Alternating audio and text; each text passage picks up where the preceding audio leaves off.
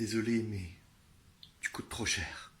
Tu as sûrement vu passer cette information, donc selon laquelle il y aurait une taxe sur les animaux domestiques et que ce serait une taxe qui serait au niveau européen.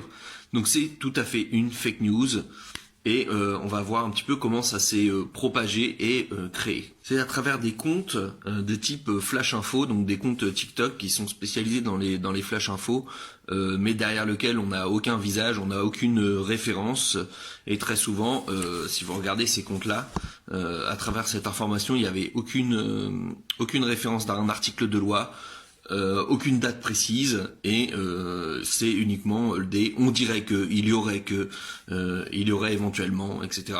Donc il n'y a aucun fait réel.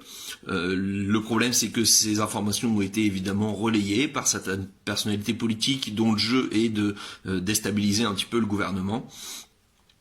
Donc il faut évidemment faire attention. On a sur ce type d'informations un mélange entre des rumeurs et des faits réels.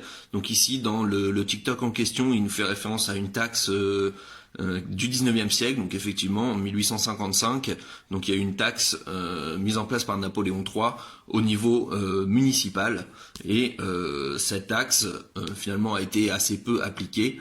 On a au niveau européen des exemples de taxes, donc à Gérone en Espagne par exemple, donc une taxe sur les animaux domestiques, également en Suisse, mais il n'est aucunement question de le faire au niveau européen.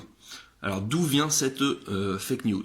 Donc cette rumeur vient d'un site parodique qui s'appelle Nordpress. Donc c'est un site belge, on a Goafi en France et ici Nordpress en Belgique, donc qui prend des informations, essaye de faire des faux titres, des choses un petit peu rigolotes, et cette information a été reprise, alors soit par une personne qui n'avait pas compris que c'était une fausse information, soit volontairement.